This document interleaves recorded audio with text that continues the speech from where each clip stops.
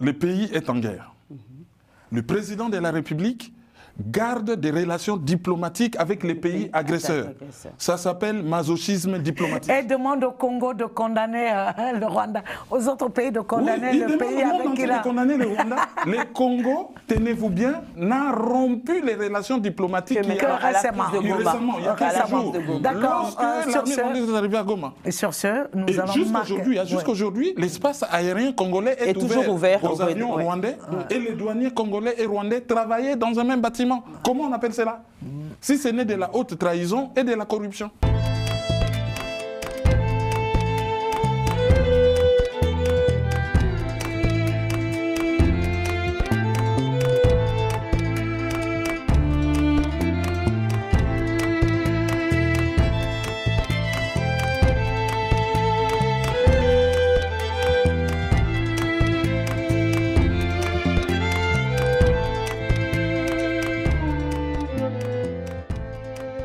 Bonjour chers téléspectateurs, les 5 millions de téléspectateurs de YouTube de Global Africa Télé Sud.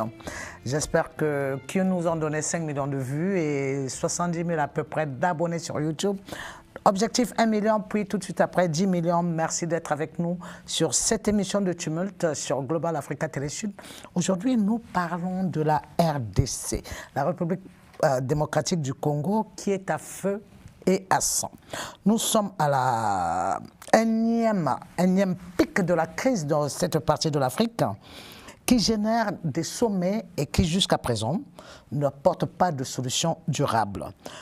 Depuis près de 3 décennies, pas de solution durable dans la crise de l'Est de la RDC. Nous en parlons avec Saliou Diallo, président des Afro-descendants de France et d'Europe, et ancien maire de la ville du département d'Évry-Courcouronnes. Ensuite, nous avons Blondine Diafouka Matondo, qui est présidente de RCK. RCK, oui, RCK qui est... Les résistants combattants du Congo. Les résistants combattants du Congo avec K. Avec un K. C'est pas avec C. Voilà, elle nous expliquera pourquoi. Je pense qu'elle n'est pas colonisatrice comme Donald Trump, Vladimir Poutine, et que le M23, hein, pour vouloir reprendre les carrés qui étaient ceux du Royaume du Congo avec K. Et enfin, analyste politique, journaliste, Kerwin Maïzo, que nous avons sur ce plateau. On va commencer tout de suite par un regard autre que celui de la RDC. Saliou Diallo, Guinéen au départ, devenu Sénégalais, puis Franco-Sénégalais. Quel est votre regard sur cette partie de notre continent qui est dans cette partie de la RDC, cette situation qui, en très peu de temps, vient de générer plus de 3000 morts et autant de souffrances? Effectivement, ce qui intéresse les Africains, c'est la souffrance du peuple congolais, particulièrement le peuple à l'est du Congo. Depuis plus de 10 ans, ce peuple souffre. Il y a des milliers de morts et le monde n'en parle pas. L'opinion internationale n'est pas au courant. Mais ce qu'on ne sait pas, c'est que les Africains, et ici en France, les Afro-descendants, c'est notre priorité. Notre priorité, c'est la paix au Congo. Et ce sont les populations de l'Est du Congo, et particulièrement les femmes qui sont violées. La République démocratique du Congo est devenue le capital mondial du viol comme arme de guerre. Depuis plusieurs décennies, on n'en parle pas.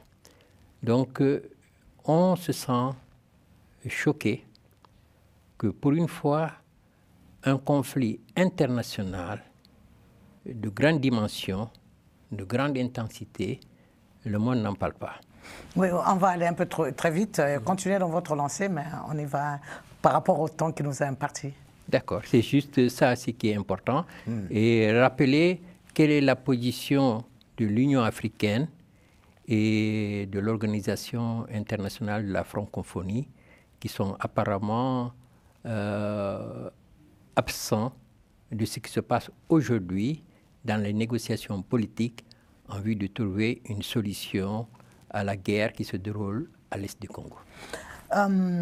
Contrairement à ce que dit Salou, les violences faites aux femmes dans l'est de la RDC, vous en avez parlé, beaucoup de gens en parlent. Ce conflit qui dure de plus de 10 ans, moi je me rappelle qu'on a grandi, hein, on a baigné dans le slogan « Voilà un canard qui veut avaler un boa ». C'était déjà les débuts de cette crise depuis 97, un peu après 97, à l'installation de Kabila. Alors, quelle est votre perception de femme, hein, d'abord vis-à-vis de ce conflit qui ne s'arrête pas? Alors moi, je vais juste rebondir d'abord sur mon titre. Hein. Si vous dites président du RCK, je vais me faire... Vice-présidente. Je suis la vice-présidente. Vice-présidente. Il n'y a pas d'amalgame dessus. Elle n'est pas usurpatrice de titre, d'accord. Je garde mon titre qui me va bien et pour lequel j'ai travaillé dur pour l'avoir. Donc, mon regard de femme par rapport à ces situations, vous parlez de 97, c'est depuis même bien avant 97. Ouais. Depuis l'ouverture de la frontière en 94, après le génocide Tutsi en République démocratique du Congo, ça a été la première vague des exactions, des massacres et des viols en République démocratique du Congo. De mon regard de femme, c'est un acte que j'ai défendu et que je continue de défendre depuis plus de 15 ans ici en France et bien sûr partout dans le monde. C'est un acte qui est indescriptible, même si aujourd'hui on doit donner une description pour faire comprendre à l'humanité et ce que la femme violée en République démocratique subit.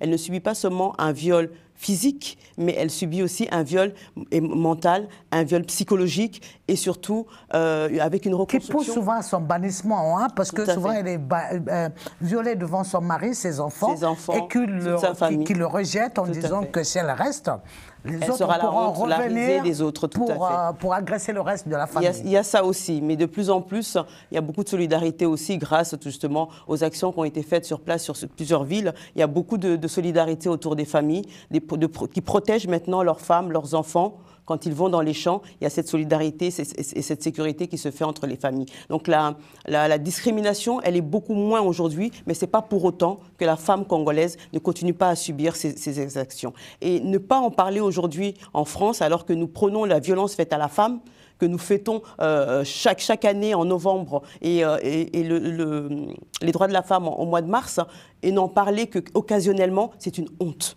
C'est une honte parce que nous savons que la femme est le berceau de l'humanité, la femme enfante, la femme a un devoir d'exemplarité. En même temps, c'est nous qui nous donnons les moyens d'en parler. Tout à fait, tout à fait. Nous donnons les moyens d'en faire.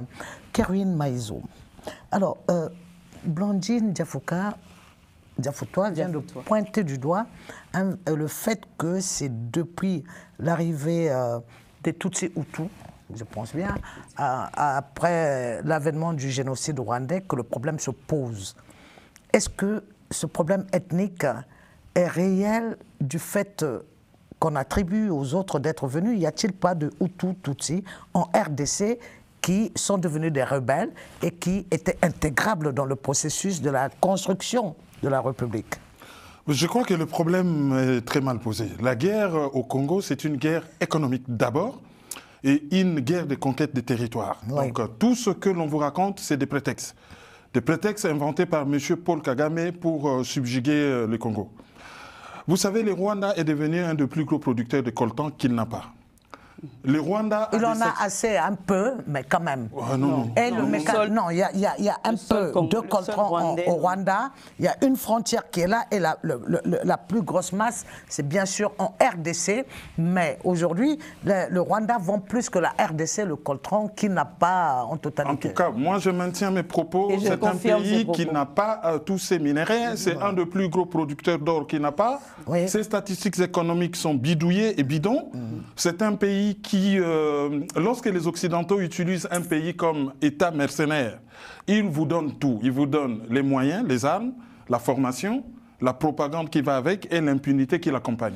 Les Occidentaux, c'est lesquels? Les entreprises occidentales installées ou les États occidentaux? D'abord les anglo-saxons. Les anglo-saxons, vous en avez des... Oui, c'est très documenté. Paul Kagame a été formé à Fort Leavenworth aux États-Unis. Aujourd'hui, l'Union européenne équipe l'armée rwandaise, notamment dernièrement. Mais c'est pourtant l'Union européenne qui menace de couper son aide. Ça, c'est de la blague. Ça ne passe pas auprès des Congolais. quand vous signez un accord, une organisation aussi respectable que l'Union européenne, lorsque vous signez un accord avec un État voyou où cet État doit vous fournir des matières premières qu'elle ne produit pas en totalité, chercher un nom en français pour désigner cela. Et le Rwanda est devenu un des plus gros fournisseurs de soldats de la paix un peu partout en Afrique. Mais quand on dit soldats de la paix, comme le disait encore Dr Mukwege auprès de l'Union européenne, il dit mais il fournit des docteurs des soldats de la paix. Des soldats de la paix et il en tue d'autres. Donc le Rwanda n'est pas une puissance militaire, ce n'est pas une puissance nucléaire, comme l'a dit le Dr Mukwege. C'est un pays de rien du tout, un peu moins de 27 000 km², un pays extrêmement pauvre. Face à 2 millions de km² pour la RDC et 100 millions d'habitants, plus de 100 millions d'habitants, 135 000 soldats dans son armée. Mais Saliou, est-ce que quand on a une armée construite, une armée qui peut dissuader de pouvoir titiller un pays comme la RDC, on en serait arrivé là? Est-ce que le problème ne se trouve pas dans la faiblesse même de ce côté militaire?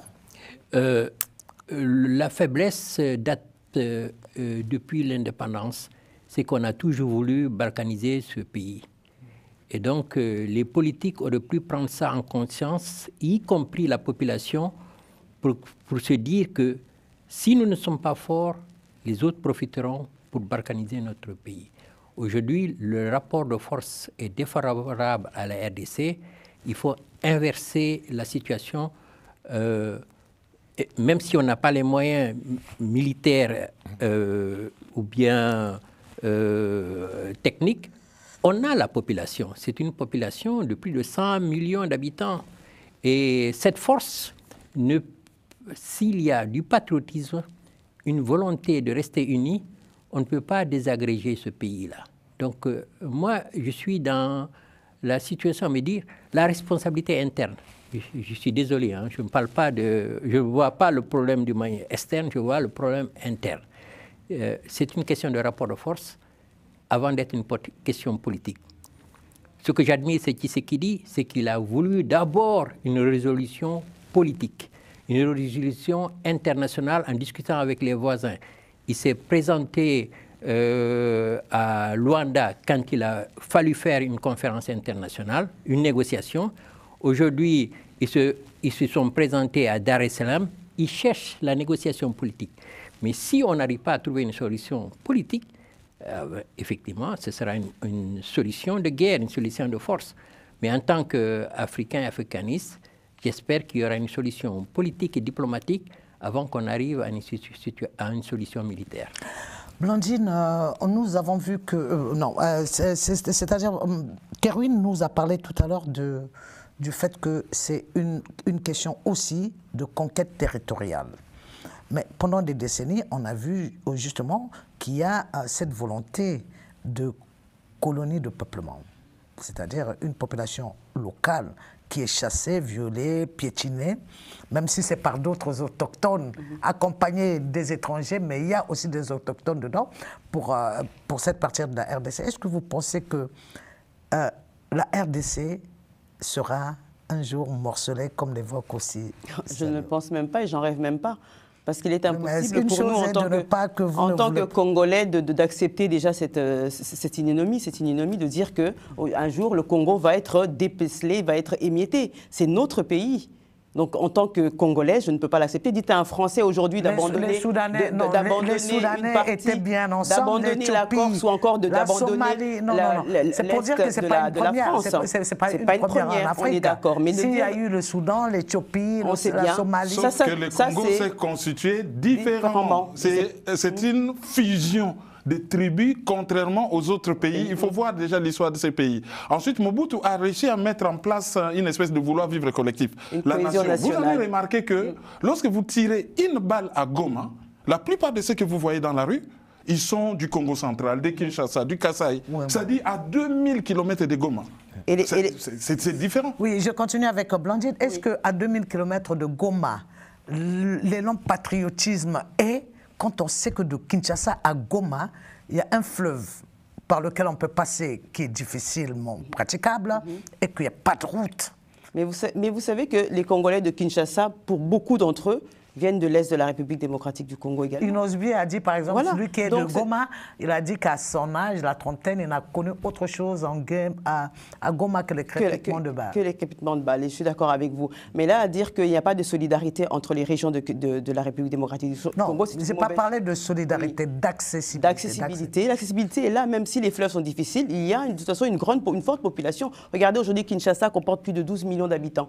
Ils viennent d'où ces 17 millions pratiquement. Voilà, ils viennent où? Mais aujourd'hui, 17 millions, ils viennent d'où? Ils viennent de l'intérieur de la République démocratique et notamment de l'Est, puisqu'ils fuient les exactions. Donc c'est tout à fait accessible d'aller de Kinshasa aller à Goma et de Goma d'aller à Kinshasa. Donc ce n'est pas les 2 millions et quelques kilomètres qui font que la population ne peut pas se mouver et aller à l'intérieur de la terre. Mais moi, je vais rebondir surtout sur le fait qu'on parle de la République démocratique du Congo comme si c'était un terrain qui appartenait à personne et que le monde entier veut en tirer une part. On parle de balkanisation aujourd'hui, mais on sait très bien que cette balkanisation, elle est née depuis la découverte de notre pays.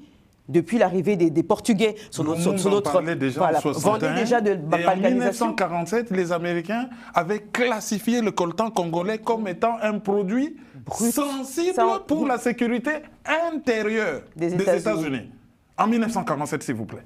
Et c'est devenu un produit incontournable pour leur survie et la survie numérique même du monde. Mais ça, c'était juste pour pouvoir s'en emparer, pour que les autres ne puissent pas prendre ce minerai. C'était juste dans ce sens-là que les Américains l'ont classifié de la sorte. C'était parce qu'ils savaient que c'était un besoin réel et que demain, ça servira aux États-Unis pour avoir cette force numérique qu'ils ont aujourd'hui. Et qui est derrière Paul Kagame? Justement, quand on parle de Paul Kagame, qui arme Paul Kagame? Mais ce n'est que les Américains. C'est la France et les Américains. Et aujourd'hui, la France a renouvelé encore en 2024 un accord de coopération militaire alors qu'il sait pertinemment que Paul Kagame a une politique déjà de dictateur au sein de son pays. Si on doit parler des chiffres, je vais par exemple dire à Blandine que l'USAID donne quand même plus d'1 milliard de dollars à la RDC, là où le Rwanda ne reçoit que 200 000. Oui, mais la population n'est pas la même. Les besoins ne sont pas les mêmes. Les besoins ne sont pas les mêmes. Et l'investissement, quand vous parlez de donner, est-ce que c'était vraiment un don? C'est un investissement que les États-Unis font en République démocratique du Congo pour leur influence, pour en retirer le meilleur, bien sûr, pour leur influence, pour s'imposer et pour pouvoir plus tard être les décisionnaires de ce pays. C'est tout simplement pour ça. Ne vous me prenez pas. Aucun Occidentaux n'a donné quelque chose gratuitement en Afrique, puisque tout ce qu'eux ils produisent aujourd'hui, ils ont le produit brut en Afrique. C'est leur source. Voilà. Karine Maïso, Blandine, farouchement opposée à la balkanisation de la RDC, ne veut même pas entendre parler, c'est ce qu'elle ne veut pas. Mais quand on voit que Trump veut balkaniser le Groenland, le Mexique, et pour faire un bloc des États-Unis, un bloc homogène qui appartiendrait à Trump, on ne sait pas dans 4 ans ce que ça deviendra, et que Trump finalement est dans la même dynamique que Poutine, qui envahit l'Ukraine, que Trump suit également les velléités d'accentuation de la colonisation de Netanyahou en ce qui concerne la bande de Gaza. Est-ce qu'on n'est pas en mesure de craindre cette avancée colonisatrice du Rwanda avec le M23 sur la RDC, sur une partie de la RDC, vu qu'on est en train de s'enfoncer, c'est-à-dire la fosse élargie en allant vers Bukavu? Quand on est un des pays les plus riches du monde, un pays dont les richesses sont estimées globalement à 24 000 milliards de dollars, c'est-à-dire les PIB de l'Europe et des États-Unis réunis, on est exposé à un certain danger. Le danger a toujours été conscient. Lumumba, comme je vous l'ai dit, en parlait déjà en 1961. Ça, les gens sont très conscients qu'il y a ces problèmes. Mais comment on fait face? Parce qu'aujourd'hui, on a voulu utiliser l'Ukraine, puisque l'Ukraine, c'est le Rwanda de la Russie.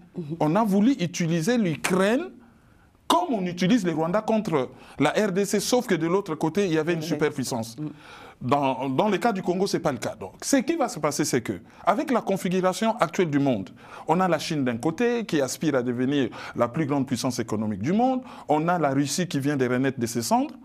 Le Congo peut jouer sa carte, comme l'avait dit Mobutu, vers les années 70, il a dit « S'il faut que je m'allie, même avec les diables, pour laisser ces pays... » Mais pendant ce temps, les dirigeants actuels devraient s'allier à des finances saines, à la non-corruption du système global. Est-ce que le problème ne se trouve pas plutôt là, de la part des différents dirigeants de ce pays, de ce grand pays? Lorsque vous m'avez posé la première question, j'ai commencé d'abord par dénoncer les agents extérieurs. Mais une bonne responsabilité, c'est à l'intérieur. Mais d'où vient cette responsabilité, s'il faut chercher à comprendre? C'est depuis les indépendances que la Belgique a fabriqué, je dis bien fabriqué volontairement, la classe politique la plus corrompue et la plus pourrie du monde. Et je pèse mes mots. Je sais vraiment de quoi je parle. Posez-vous la question. Et encore, quand vous avez dit ça, oui, en quoi on peut matérialiser vos propos? Je les matérialise. Le pays est en guerre. Le président de la République garde des relations diplomatiques avec les pays agresseurs. Ça s'appelle masochisme diplomatique. Et demande au Congo de condamner le Rwanda, aux autres pays de condamner le pays avec qui il a... de condamner le Rwanda. Le Congo, tenez-vous bien, n'a rompu les relations diplomatiques récemment. Il y a quelques jours. D'accord. Lorsque l'armée est arrivée à Goma. Et sur ce, nous allons jusqu'aujourd'hui, l'espace aérien congolais est ouvert aux avions rwandais et les douaniers congolais et rwandais travaillaient dans un même bâtiment. Comment on appelle cela? Si ce n'est de la haute trahison et de la corruption. Merci beaucoup, chers invités, Blandine Saliou et Kerwin, une belle femme entourée de deux beaux garçons. Nous allons nous retrouver dans quelques instants après une petite pause. Deux belles femmes. Ah non, moi, ah oui, c'est vrai, j'en arrive à oublier. Mais t'as pas dit deux belles femmes, j'ai entendu deux, moi. Non, j'ai dit une femme entourée de deux beaux garçons. Bon, merci, à tout de suite.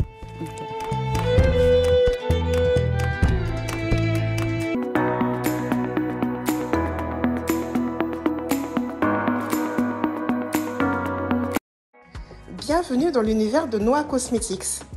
Nous vous proposons une gamme de produits à base d'ingrédients naturels, des produits mixtes adaptés pour la peau, les cheveux et le visage, et également pour toute la famille. Nous avons également une chaîne YouTube où nous recevons des professionnels et des passionnés du domaine du bien-être et de la bienveillance avec qui nous partageons leurs précieuses connaissances. Rejoignez-nous sur tous nos réseaux.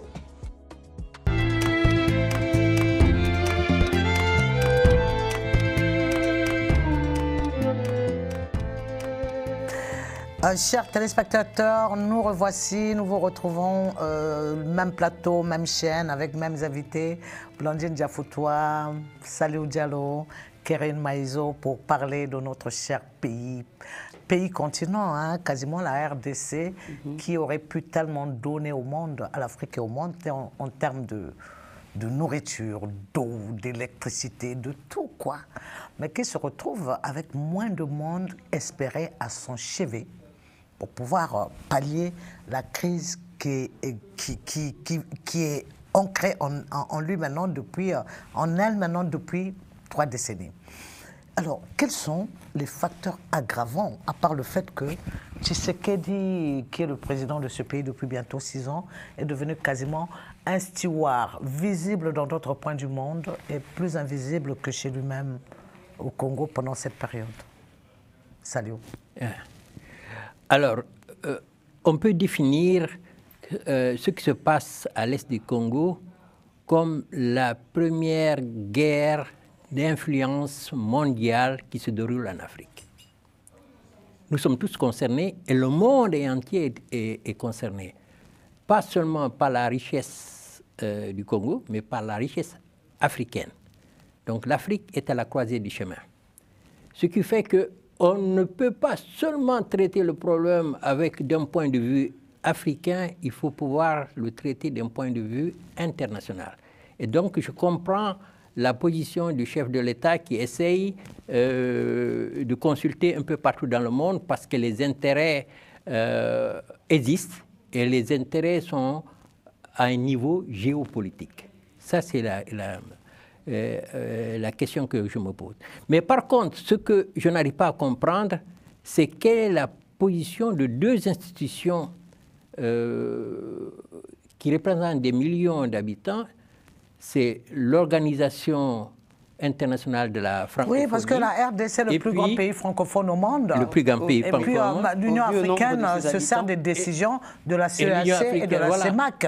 Nous avons vu par exemple les troupes de la SADC remplacer les troupes de la CEAC où Félix Tshisekedi les a chassés parce qu'il trouvait qu'il y avait trop d'éléments militaires rwandais et ougandais, alors que dans le même temps, l'Ouganda incite aussi à l'agression de la RDC.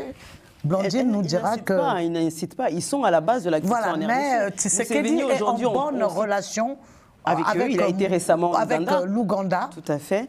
Tout en cherchant des sanctions qu'il n'obtient toujours pas sur le Rwanda. L'erreur de Tshisekedi, c'est de penser que tout se négocie. Il y a certaines choses qui ne se négocient pas. On est bien d'accord de faire de la diplomatie, puisqu'un pays, un État ne peut pas rester enfermé sur lui-même. Il faut effectivement qu'il ait des horizons diplomatiques avec l'extérieur, à l'international. Mais il faut savoir comment, à quel moment négocier. On ne négocie pas quand on est en position de faiblesse. Nous avons subi un embargo de plus de 10 ans, 15 ans sur notre pays. Un embargo militaire, nous n'avons pas pu acheter d'armes basiques pour pouvoir se défendre. Ça a été dû pourquoi? Parce que pendant ce temps-là, on a préparé le Rwanda, qui a été armé militairement, à continuer l'agression en France. Ça vous engage, mais on cherchera les raisons de cet embargo. Ça ne m'engage pas, c'est une réalité. Mais vous savez que c'était pour préparer. Est-ce que nous avons un État qui agit, voici les armes que... J'en arrive. Oui. Voici les armes qu'on donne au Rwanda pour agresser la RDC, non. Non. Vous parlez des choses qu'on ne peut pas vérifier. Voilà pourquoi on ne peut pas le vérifier? Bien sûr que nous pouvons le vérifier. Si aujourd'hui la France donne une coopération militaire pour le Rwanda, c'est pour se défendre contre qui? Dites-moi, est-ce que le Rwanda est agressé par l'Ouganda ou par le Burundi ou par la Tanzanie ou le Kenya? Non. Le Rwanda ne peut être que agressé par la RDC parce qu'il agresse la RDC. D'accord. Caroline Maïzo, le ministre de la Défense de Félix Tshisekedi est un de ses amis, très proche, d'enfance, avec qui bourlinguait ou peut-être faisait la livraison de pizza à Bruxelles, qui était infirmier? Aide-soignant. Aide-soignant. Et qui est aujourd'hui ministre de la Défense en remplacement du très expérimenté politicien Jean-Pierre Bemba.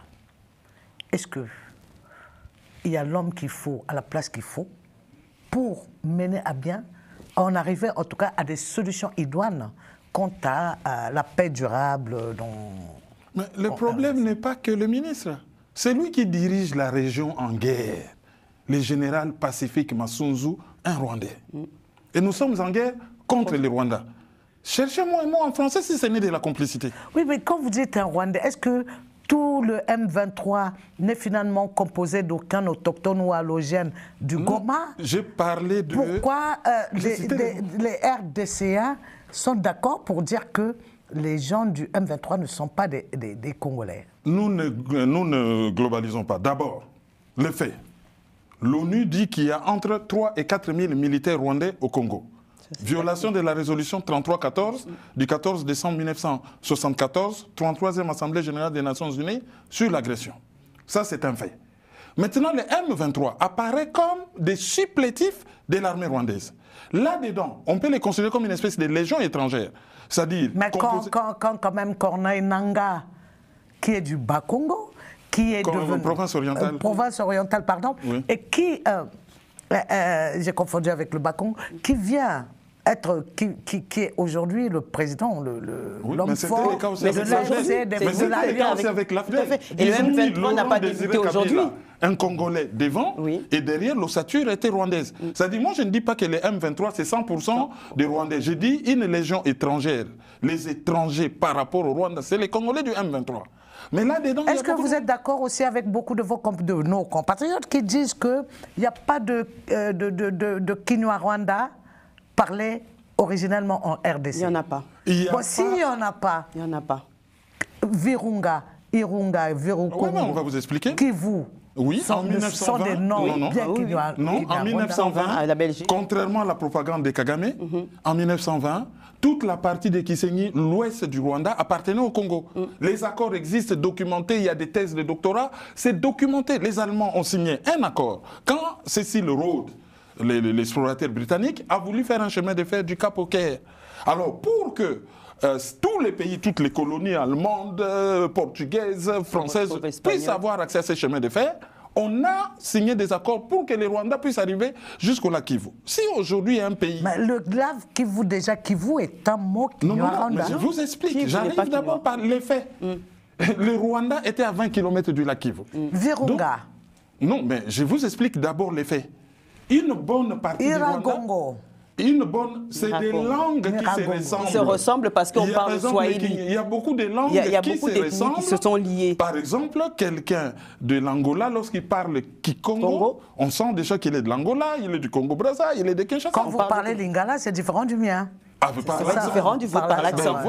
Par l'accent. Et même à l'intérieur de la... Oui, mais ça ne veut pas dire que moi, on peut avoir les mêmes ascendants et que le fleuve a divisé nos ascendants, que je ne me réclame pas d'un moment ou un autre, étant du Congo-Brazza, que je ne puisse pas me réclamer de la RDC. La manipulation, c'est quoi? La manipulation, je vais vous donner un exemple simple pour les téléspectateurs. Ici en Europe, quand vous croisez quelqu'un, vous lui dites, vous êtes qui? Il vous dit, je suis marocain. Il ne dit pas, je suis maghrébin. Quand vous croisez quelqu'un, il est algérien. Vous voyez un maghrébin. Lorsque vous demandez des précisions, vous dites je suis algérien. Alors, venir avec des termes globaux du genre je suis Tutsi, non, il faut dire que je suis rwandais. C'est-à-dire qu'il y a des personnes à Rutshuru qui parlent une langue qui ressemble au Kinyarwanda. C'est un mot Kinyarwanda. Non, c'est la langue qui ressemble au Kinyarwanda. Mais le Swahili aussi est une langue que le colonisateur a emmenée. C'est une langue plus néologique et qui se parle maintenant, finalement, jusqu'au Cap. Il n'y a pas de gens en Kinyarwanda qui ont des terres ancestrales au Congo. Au Congo, il n'y en a pas. Pour avoir attendez. Et ça aussi, moi, c'est quelque chose que je ne me justifie pas.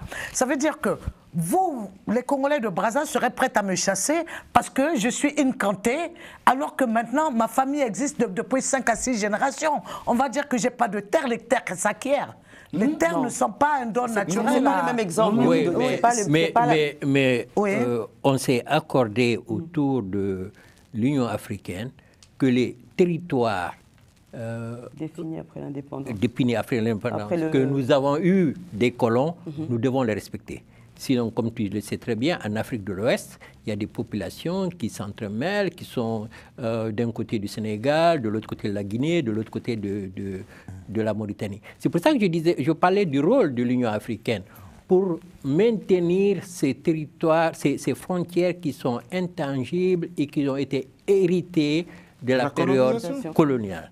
Là, il faut être clair. Ce n'est pas un problème ethnique ou un problème de population. Ce sont des frontières que nous avons hérité et que nous avons nous-mêmes pris. Oui, mais là, le problème est qu'on ne dit pas que les Rwandais, là, on ne parle plus de la colonie de peuplement, on parle du fait qu'il n'y ait pas de Kinyarwanda, ceux qui parlent de Kinyarwanda, qui soient détenteurs de terres ancestrales en RDC. La nationalité s'acquiert individuellement. Voilà. Le problème, c'est quoi? Là, aujourd'hui, ce que vous appelez les Banyarwanda, en réalité, c'est l'ethnie Tutsi du Rwanda. Mais c'est eux qui occupent... Mais ça fait combien de décennies qu'ils habitent quand même en RDC? Leur naturalisation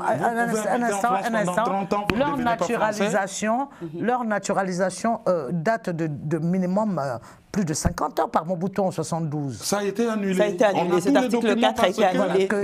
Mais ceux qui sont nés là-bas, est-ce qu'on peut leur dénier? Est-ce que c'est pas aussi là? Mais est-ce qu'on va leur octroyer comme ça? Individuellement. Ils doivent faire la nationalité collective. Mais non, ça ne peut pas marcher comme ça. Moi, ouest-africaine descendante, oui. je n'ai pas droit aux terres au Congo, mon pays de naissance. Dites-moi dans quel pays où, quand vous achetez, on achète la terre. Bambara au Congo-Brazzaville. C'est ça la question, en fait.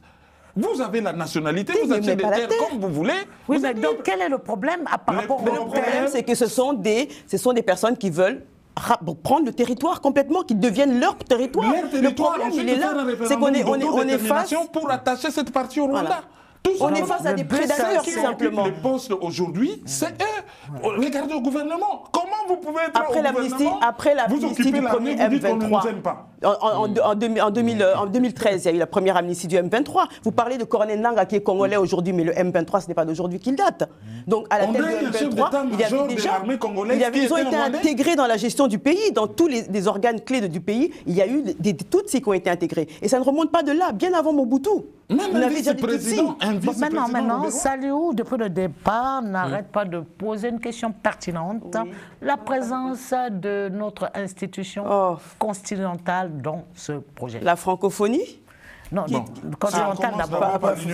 L'Union africaine, c'est une organisation, une coquille vide. Oui, tout à fait. Qui ne fait absolument rien. Ils ont un organe de paix et de sécurité qui ne fait absolument rien.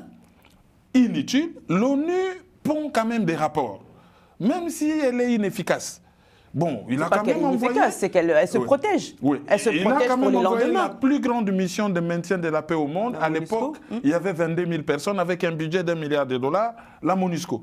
Mais l'Union africaine, c'est aux abonnés absents. Tous les présidents veulent être en règle avec certains pays occidentaux, dont la Grande-Bretagne, le Canada, les États-Unis et l'Australie. Ils veulent être en bon terme. Donc, le problème du Congo, on ne se mêle pas. On ne se mêle pas. Mais ce qui se passe, c'est un scandale. Beaucoup de présidents de l'Afrique centrale oublient que si aujourd'hui le Congo tombe, toute l'Afrique centrale se retrouve dans un trou. Et nous avons déjà derrière lui, ce sera le chaos. Le Zaïre à l'époque est un revolver dont la gâchette se trouve que Franck Fanon a dit. C'est Franck Fanon plutôt. Et nous avons des présences militaires en Centrafrique. Qu'est-ce que la francophonie perdrait en n'étant pas aux côtés de la R? Aujourd'hui, qui est à la tête de la francophonie?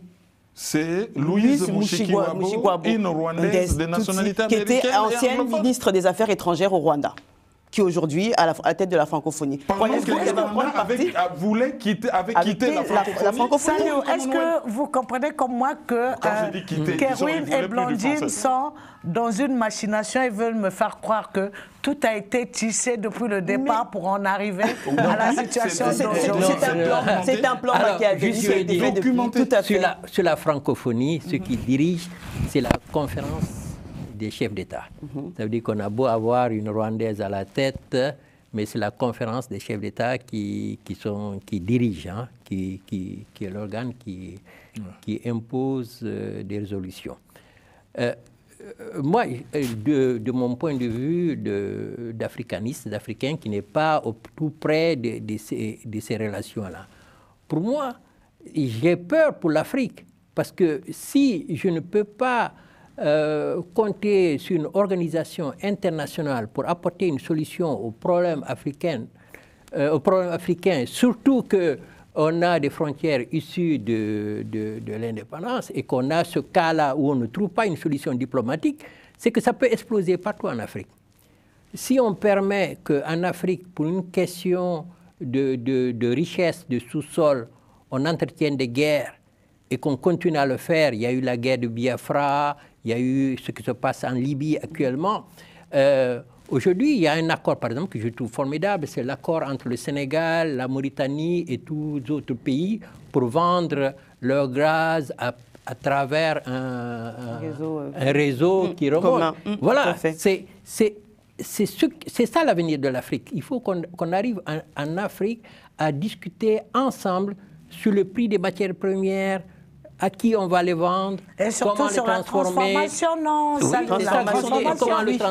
transformation, la matière première n'est pas une richesse. Voilà, disons-le. Mais salut un instant, j'en profite pour dire que nous allons nous retrouver encore une fois dans la troisième et dernière partie de notre émission et en disant à nos téléspectateurs de s'abonner à notre chaîne YouTube pour faire exploser le chiffre. En attendant, nous nous retrouverons dans quelques secondes. Merci à vous sur le plateau et à ceux qui sont de l'autre côté de l'écran, qui nous suivent sur l'écran, pardon.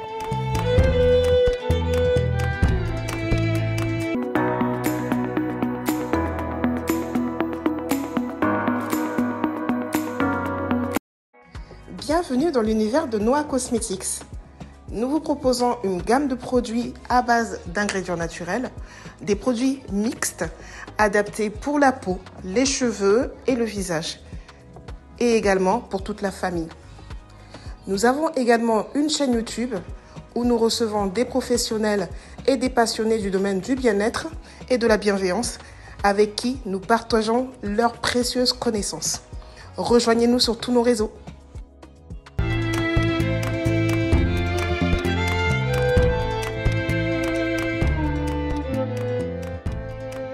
Alors, nous revoici, donc même plateau, même belle fille et même joli garçon. Mon petit doigt me dit que la solution pourrait être féminine. Que si une femme nous dit ce qu'il faut faire pour la construction et pour la paix durable en RDC, cela sera Blandine. Merci pour ce rebondissement. Effectivement, la solution, elle viendra effectivement, on peut dire, des femmes. Pourquoi des femmes? Parce que la femme a déjà cette facilité de gestion d'ensemble. Elle ne gère pas un bien pour elle, elle le gère pour que la communauté puisse en profiter. Déjà, on va sortir de cet égocentrique de l'homme, cet égo démesuré que l'homme a aujourd'hui depuis des décennies, depuis des siècles même, à la tête de nos pays. Et aujourd'hui, ce qui a raté un peu justement sur le gouvernement actuel de Tshisekedi, c'est qu'il n'a pas su mettre les hommes et les femmes là où il fallait, les hommes et les personnes compétentes. Nous avons ici milité pendant plus de 15 ans. Vous savez ce qu'était le phénomène des combattants. On a fait des choses, on a bougé les lignes. Si aujourd'hui, Tshisekedi a pu aujourd'hui accéder au pouvoir, c'est parce que nous avons bougé les lignes. Parce que nous avons sacrifié nos personnes, nos familles, nos vies. On a imagé nos visages.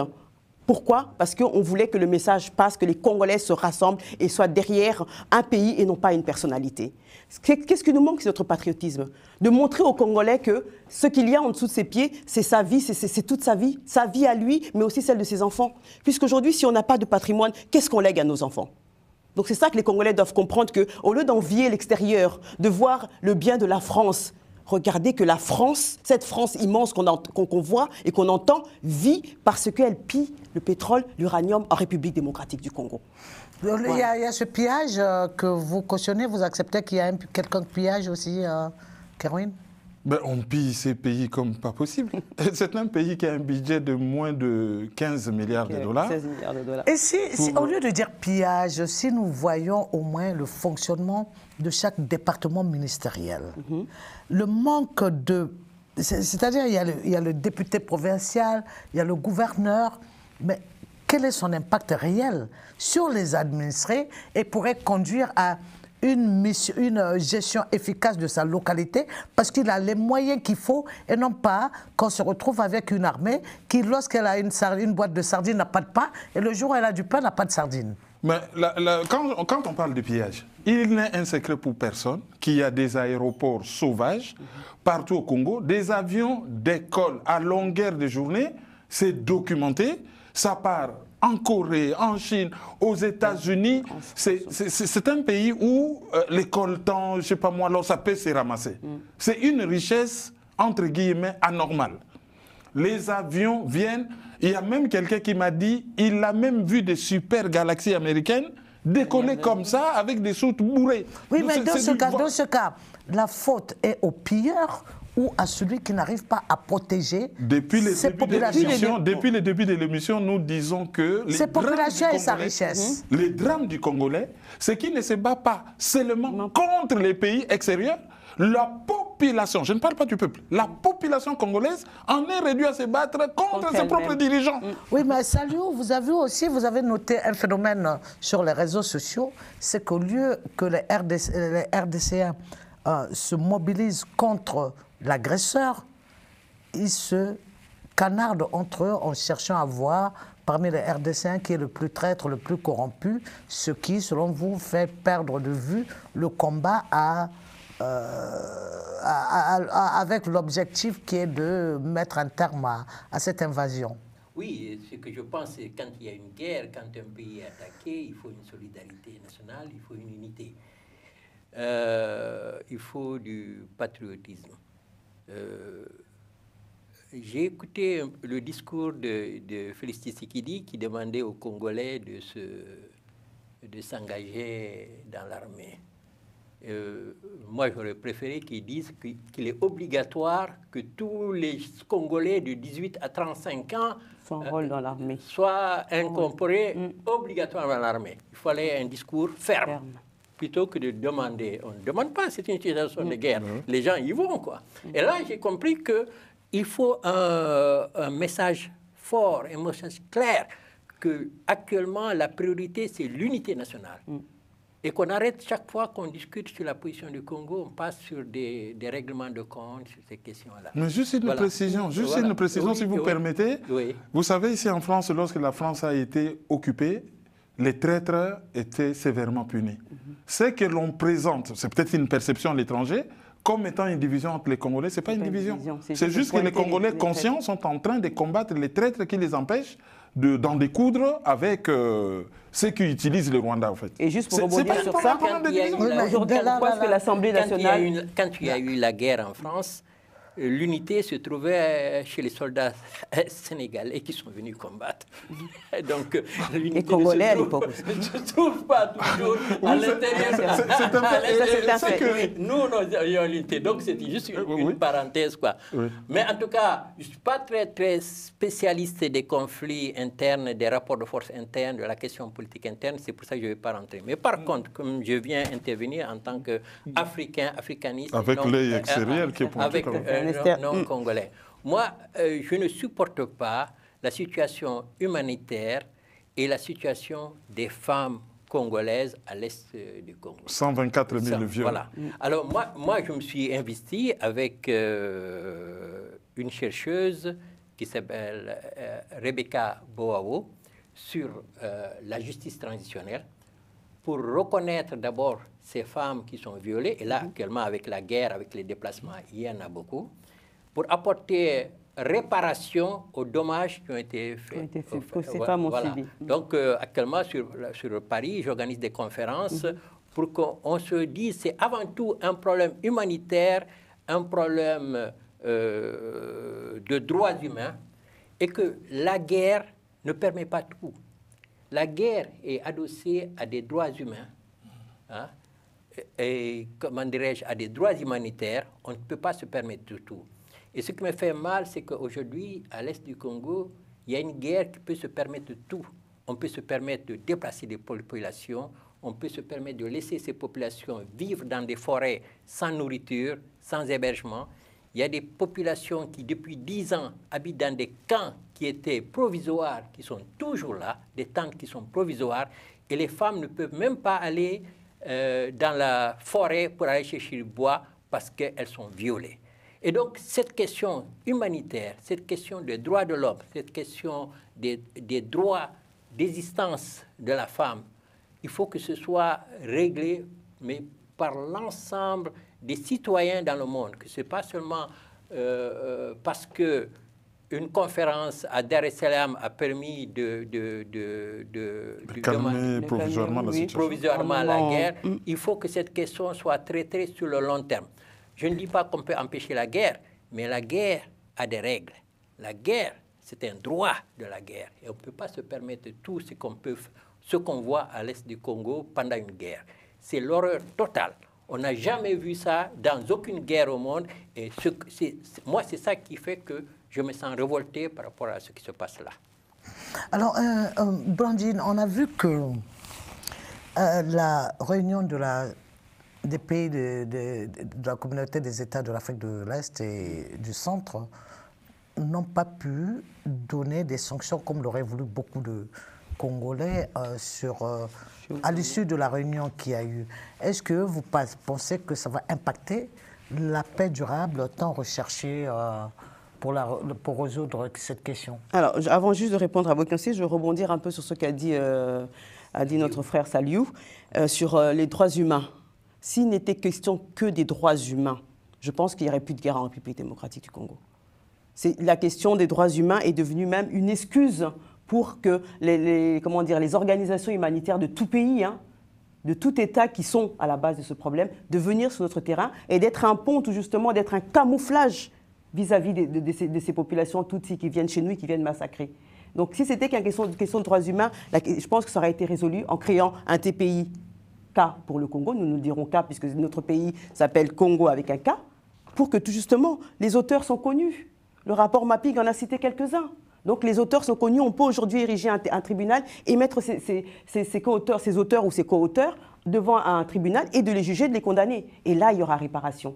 Donc les droits humains, je pense que c'est quelque chose qui me touche aussi particulièrement parce que c'est pour ça que je me bats aussi. Mais ce n'est pas ça qui va nous permettre de sortir de cette guerre. Puisqu'on sait que fondamentalement, tant que le Congo ne sera pas balkanisé, cette guerre ne finira jamais.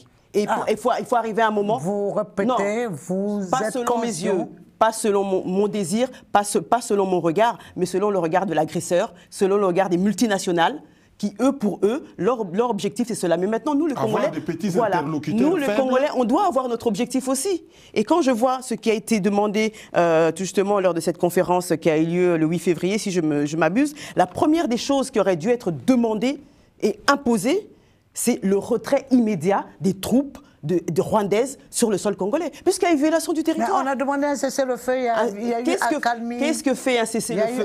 Qu'est-ce que fait un cessez-le-feu? Il permet juste de cristalliser pour que les positions restent fixes et que d'un côté ou d'un autre, les tirs ne peuvent pas être changés. Mais si le Rwanda, qui n'a jamais respecté aucune résolution, aucun traité, a toujours violé toutes les accords de cessez-le-feu, reprend les tirs, ça veut dire que le Congolais aussi... Le Rwanda ou d'abord le M23 Mais quand on parle du M23 aujourd'hui, maintenant, il n'y a plus de contestation, il n'y a plus d'amalgame, il n'y a plus d'ambiguïté. Le M23 égale la branche armée de Kagame en République démocratique du Congo.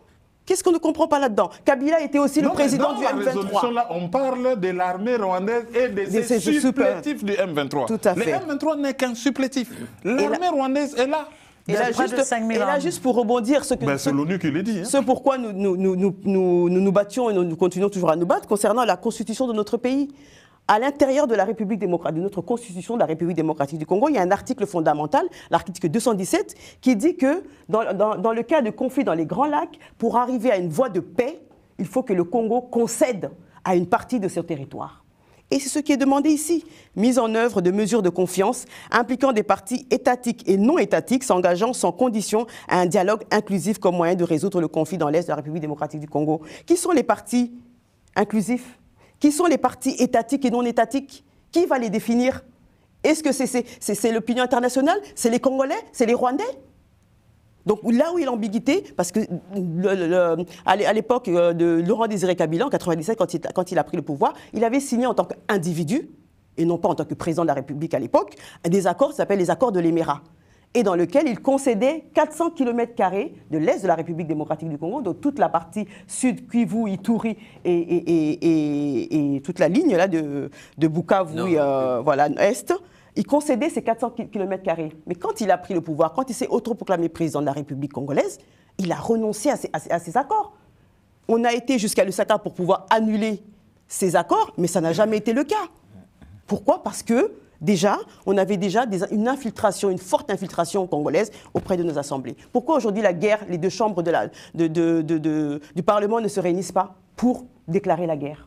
Alors, nous avons déjà cette forte infiltration. Kerwin, à part aussi des condamnations du bout des lèvres, il n'y a pas eu de résolution onusienne. Non.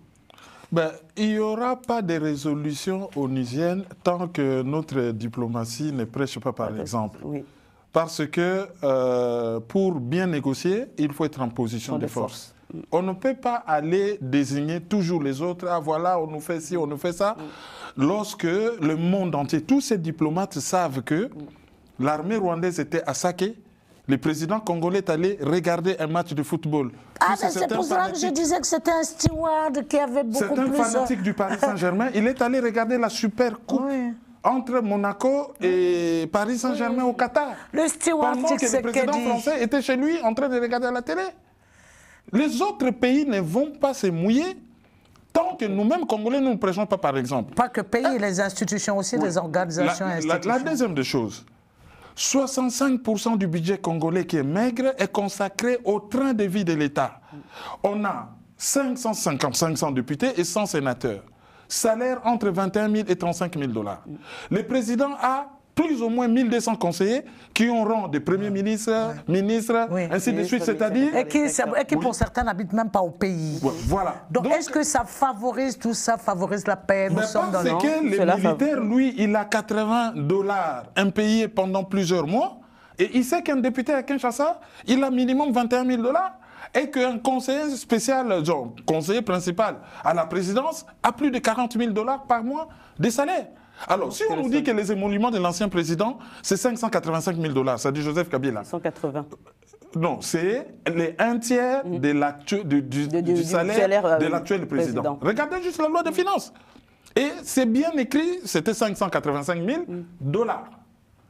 Ben, si c'est les 1/3 du salaire de l'actuel président, vous allez demander à quelqu'un qui touche 80 $ d'aller se faire trouer la peau.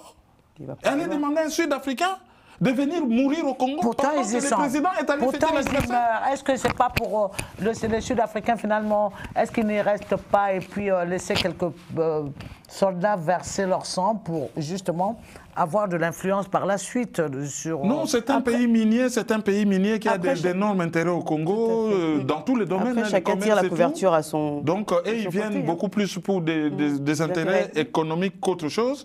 Alors, si je vais dire quelque chose aux Africains... Oui, la paix pour quelques secondes, parce qu'on est à la fin. Ils ont une mauvaise perception de ce qui se passe au Congo. En résumé, l'affaire du Congo concerne toute l'Afrique. Si aujourd'hui le Congo se lève, on n'aura plus besoin d'immigrer en Europe. Beaucoup de gens vont immigrer vers le Congo et il y a de l'espace. Merci beaucoup. Donc, espérons que cela soit, c'est cette bonne note pour nos compatriotes meurtris et où le sang...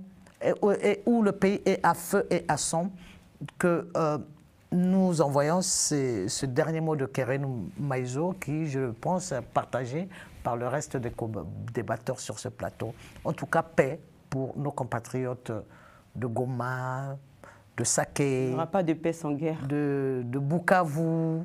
Et dire aussi à Tshisekedi, hein, ce sont les propos de ses compatriotes sur les réseaux, que pour préparer une bonne guerre, il faut avoir au moins une armée dissuasive. Oui, mais il faut quand même rendre hommage aux résistants qui se battent. Aux Ouazalendo. Les Ouazalendo, voilà, qui se battent quand même. Voilà. Et qui ne sont pas les seuls. Hein. Même si vous avez non, dit, parce pas 80 $. Ils sont patriotes.